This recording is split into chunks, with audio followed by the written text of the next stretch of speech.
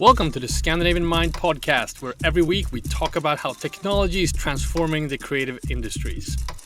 Today's a slightly different kind of program. We'll be talking about the situation in Iran, specifically the Nordic tech and lifestyle industry's response to what's happening. We'll be joined later by a special guest, Atefeh Sebdani, a Stockholm-based tech worker, author, and activist. We'll go through what's happening in Iran right now, the protests by Iranian women, the subsequent strikedowns and killings from the government, and the events following the death of Mahsa Jîna Amini in mid of September. We'll talk about why the social media uproar is so big, specifically in Sweden, and what someone can do that wants to learn more.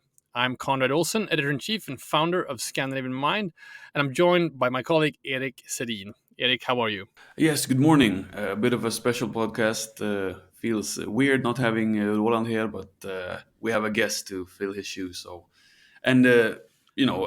a very important and a very actual and very contemporary subject. It would be great to hear what is going on from people inside the creative industries in Sweden. Yeah. So this is actually kind of the starting point of this topic. I was personally struck by the many reports from inside Iran that came from the people in our community. So we have people working in fashion, in the tech community. We have authors and photographers and DJs and so forth. These are people, obviously in my personal feed, but also people in the vicinity of Scandinavian Mind. And it just struck me that there's so many people with connections to Iran around me, and that might not be so strange actually, because we have only in Sweden we have over 100,000 people of Iranian descent. Obviously, going back to the huge wave of immigrants from the late 70s. So today we have around 70,000 people who are born in Iran, living in Sweden, with another 50 or so with Iranian parents. So with that, we thought we'd take a look at this issue, and we'll go discuss with our guests today the role of the media in this, if they're doing their job in covering this. We thought we'd do the least we could do is talk to our community about what's happening. And we actually have a story up on scandinavianmind.com this week with a selection of voices on this topic. Erik, maybe we can go through the people we have interviewed in a story written by our writer, Megha Prakash. Yeah, Megha has been she's reached out to 6 different creative minds or minds in the industries that you just mentioned. One of them is Susanne Stjernberger, an active figure in the Stockholm fashion scene with the Instagram account Style in Scandinavia. Another one is the photographer Milad Abedi, with a background in architecture, and he has a very unique kind of way of photographing. Yeah, he's a longtime friend, and we've been working with him quite a lot the past few years. Yeah. And then also we have Mahsa Jîna, who is the CEO of Swedish music label Studio Barnhus, and she's also the nightclub manager at Södra Teatern, which is a big nightclub and just cultural scene here in Stockholm. And she will speak from the music side of things. Also, Atefeh Sebdani, she has a long industry in tech. She's been at Microsoft. She has put a pause on her tech career, and she's writing her first book. Also writes some poetry and works with activism. And on top of this, we also have Roshi Hus and Susanne Najafi that will share some of their thoughts. Roshi is a famous PR personality in Stockholm, and Susanne, of course, was interviewed in Scandinavian Mind issue 2. So that story is up online if you want to go back to that. All right, we are now here with Atefeh Sebdani. Atefeh, thank you so much for joining us today. Thanks for having me. So you've been on my social feed for a year or so, and when this thing in Iran blew up the past month, you have been one of the strongest voices, I think, in shining a light on what's happening. So this is kind of my entry point into it, why we wanted to invite you on. Obviously, we have the article with the interview with you. It's been up a couple of days now on scandinavianmind.com. But let's just begin and try to frame the situation, because what we want to do here is try to help people understand what's happening and bring in the voices from our community that we have, to talk about this. So, how would you describe the situation in Iran right now? So, if we talk about the now, we are seeing a huge amount of protests going on in the country, and this is something that isn't unusual in Iran, since it's a country in oppression for the past 43 years. Mm, So the people have been rising up before, but they have been suffocated to silence before. And so these protests come depending on the situation. So before, it could have been about the poverty, about the economics, or the gas. This time it's because of Mahsa Amini, or her real name, Jîna Amini, which also is another subject why she had to have another name. right. So she was murdered by the morality police, and that's also another subject. Like, this country actually has a morality police that walks around the streets to make sure that you are being moral. Mm, And in this case, she had her hair out from her hijab, so she was tortured until she died 3 days after. And so the protests now are mainly coming from the youngsters in the country that had enough. These are people that never experienced freedom in their whole life, and they're tired of it. So uh, if I should just, because people also talk about this time being unique, and if I should just point that out, it's because now it has been going on for 3 weeks, which is a lot. Some yeah. people have been saying that, you need 4 weeks for a revolution to happen. So we'll see. We have another week to go on. And another reason for it being huge is that it's happening all over the country in all the different provinces, which isn't usual. And the third reason is social media and what's going on in social media right now. Okay, so let's dive into many of these topics that you just brought out. But just from a personal note, from your perspective, living here in Sweden, how are you taking in the situation? And obviously, if you are very vocal and active on this topic. How has this affected your life the past few weeks? Oh, wow. To be honest with you, I wasn't sure how to be able to make this podcast. I'm going to be frank. I've Mm, been in some other podcasts during the week, but in the past weeks, but I just felt like I was so tired of the whole situation, because we are also having our normal lives. We're working, we're mothers and fathers, and, we have our regular lives, but we're also trying to be their voices. I've been sitting with my phone 24 hours, a day, to just be able to catch up on what's happening. I sit with my children and watch TV, and I just start crying in the midst of some happy scene. It's just ridiculous how your feelings have been up and down.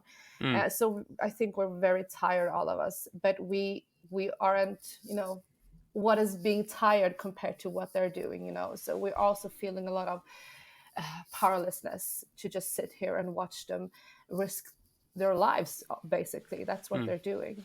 mm. And I think that's interesting because both you and we did a survey where we asked a lot of people in different industries, and both you and Mahsa Jîna, who is the club manager at Södra Teatern, you both said that you're kind of like moving from fearful to, and you feel powerful at the same time. It goes, and some people always, I think you also mentioned survivor's guilt a bit. I'm Mm. guessing it's really hard watching this from a distance, from the comfort of your home and from the safeness of Scandinavia.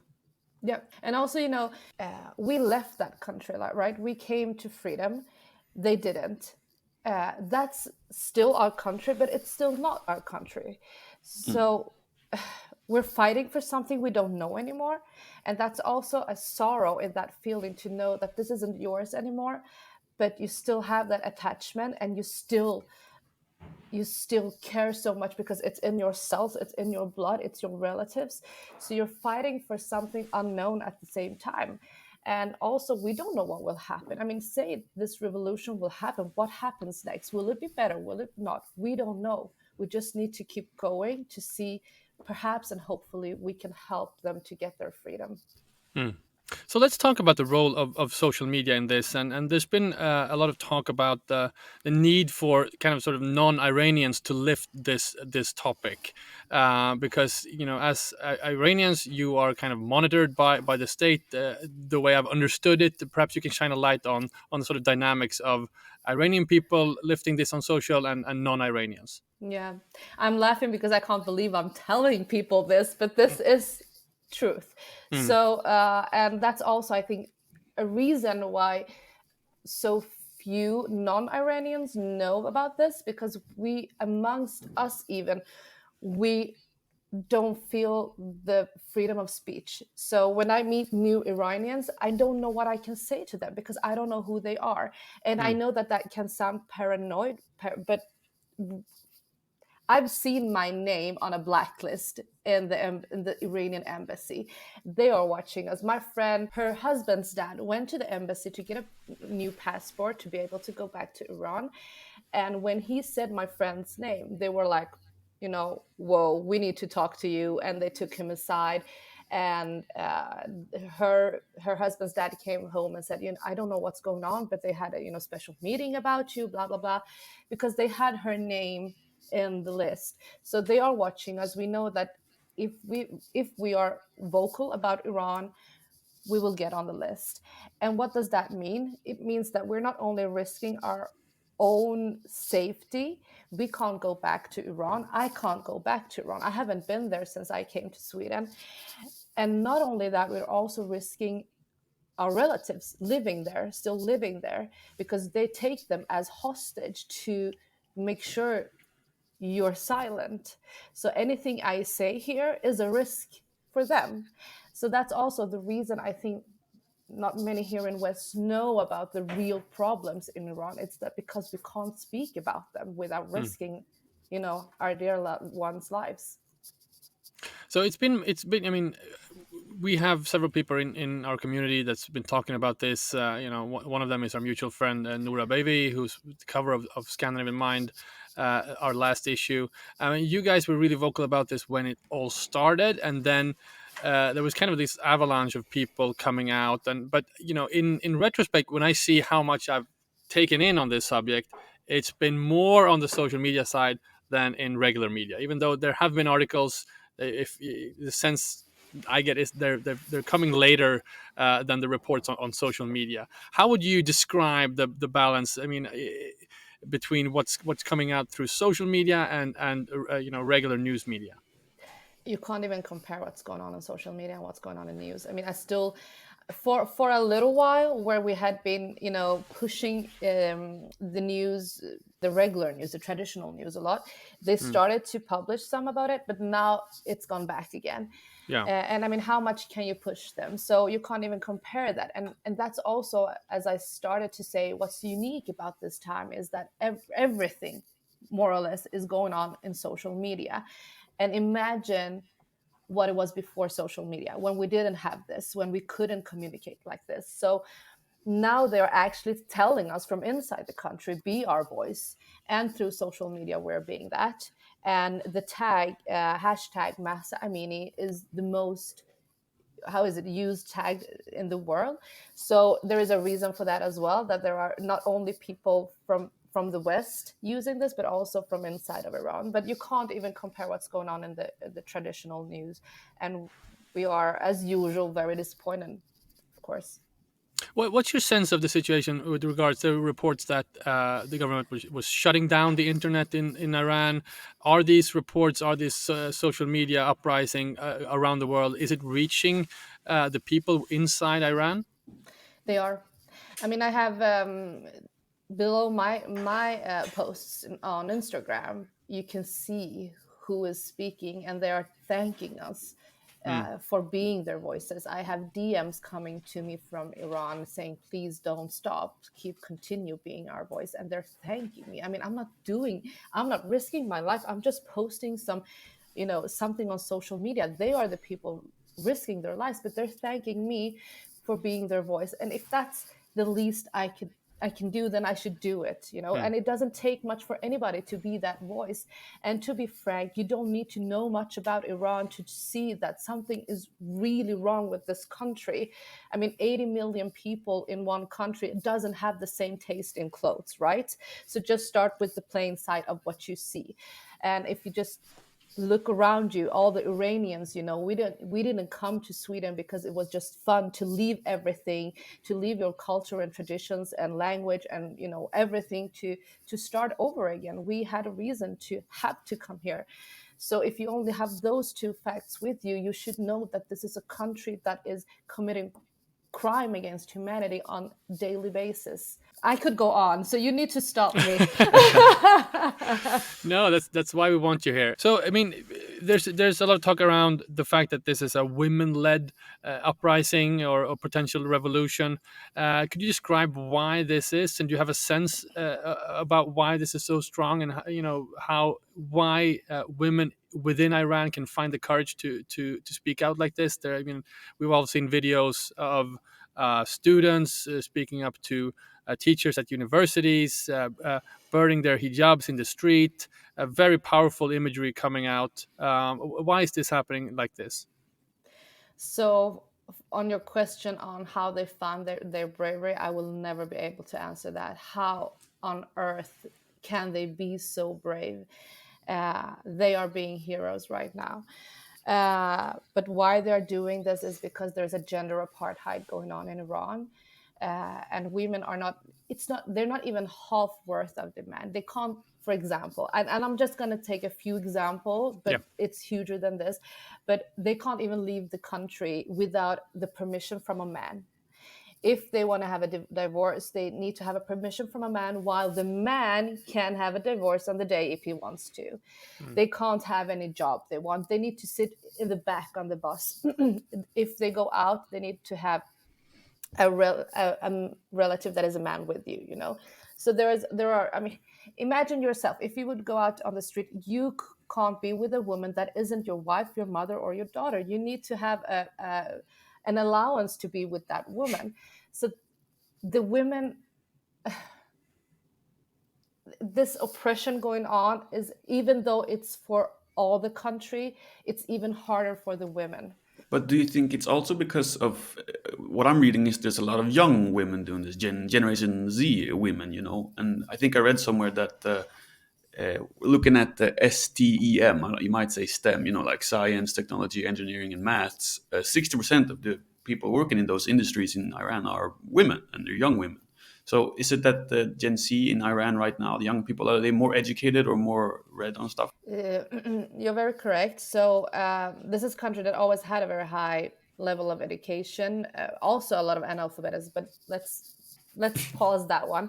But so yes, and it's a lot of youngsters out there, a lot of students out there, uh, and I would say they are up to date more with what's happening outside the world, and have found ways to be able to connect with the outside world. And I'm saying this because this is a country that has a state-owned internet. Everything is state-owned to be able to control the people. They have cameras all over the streets to be able to find out who's doing what. But the youngsters have been able to connect with the outside world, and they know what's going on outside. And especially now that we are being vocal with what's happening together with them, they find the strength to go on. So we talked about sort of the balance between fear and optimism in this, or you know, frustration, or you know, there's both the disheartening reports around the strike downs from the government, the killings of protesters and so forth. At the same time, you know, what's happening is really magnificent in a way, to see people stand up for their rights, stand up for their freedom. How do you, maybe this is a weird question, but how do you balance this on an emotional level? And are you more optimistic or more pessimistic as to what could happen now? So I would say I'm very 50-50 on this one, because I've been following these protests all my life, and Hmm. I've seen them being suffocated every time. So, but each time, I mean, we are this community saying, is this the time that this is going to happen.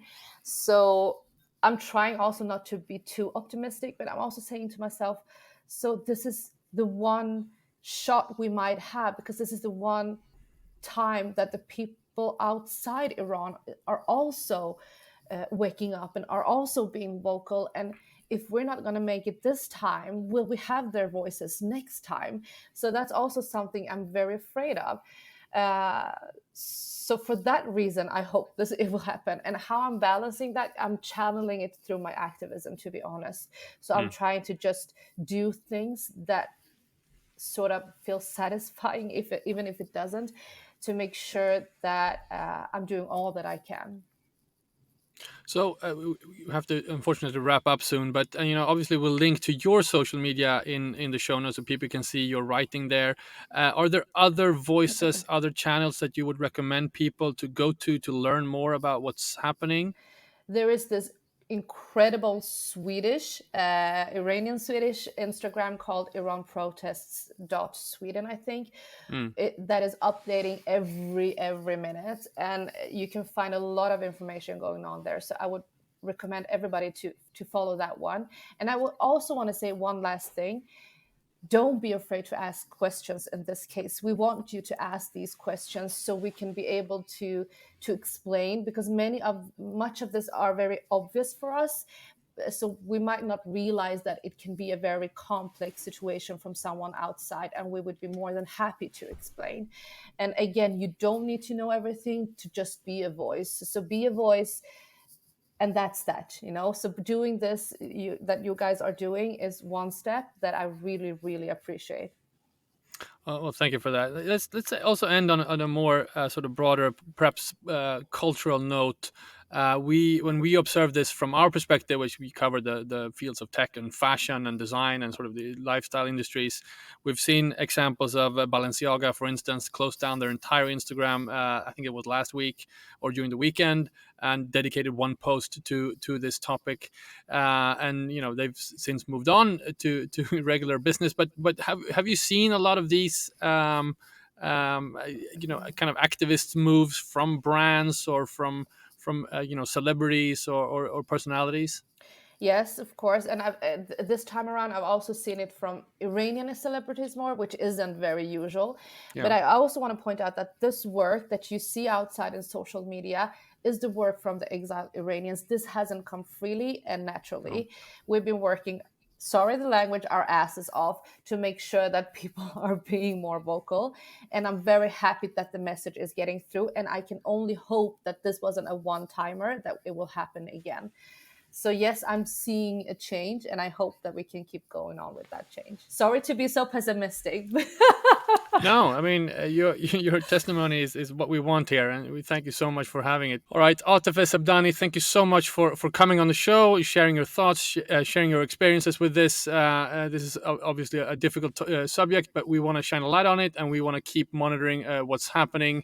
It's important for the world, but also important for many people in our community. So thanks again. And thank you guys for having this with me. Thank you. All right, Eric, that was a great conversation. I'm so happy we were able to do this. Before we close out, I just want to mention a couple of things that are happening on ScandinavianMind.com and in the world of Scandinavian Mind. Plug one of our most read articles of late, an interview with a guy called Indy Juhar, about the deep code transformation required to solve our planetary scale system. This is a guy, if you're interested in urban development, bring your reading glasses, because this is deep. But this is an architect from Dark Matter Labs talking about how to create new solutions to solve our planetary problems with regards to cities. Great article. You kind of have to stay focused. Put down your phone and read it. Stay focused. Also, in a follow-up to the episode before the last, our first inaugural episode, Scandinavian Mind is now on TikTok, right? Yeah, it was kind of hypocritical of us of bashing the whole industry and not even having an account of ourselves. So we created one, and the numbers are stacking up already, and we're gonna keep going. Hopefully, we're gonna post more stuff other than podcast clips like these ones. maybe some I think reviews of exactly. We're starting off the completely wrong way, reposting stuff we're doing on Instagram. So we're really not not following our own advice. Definitely not. But since you are our TikTok master, we'll see more reports with TikTok exclusive content coming out. So I don't even, do you say go in and follow us on TikTok? Do people even do that? Yeah, that sounds good. But followers are completely obsolete on TikTok. No one really cares about followers. It's about the numbers. It's about reaching outside of your followers' reach in a way. But yeah, go follow us still. Feed your algorithm with Scandinavian Mind. Scandinavian Mind is reaching outside of our following. This has been a special episode of the Scandinavian Mind podcast with Atefeh Sebdani. Don't forget to read our report on the situation in Iran with the voices from our community. Sign up to our newsletter. Visit scandinavianmind.com/newsletter not to miss out on any talks, events, or content coming out of Scandinavian Mind. Erik, thank you so much for this week. Thank you. See ya.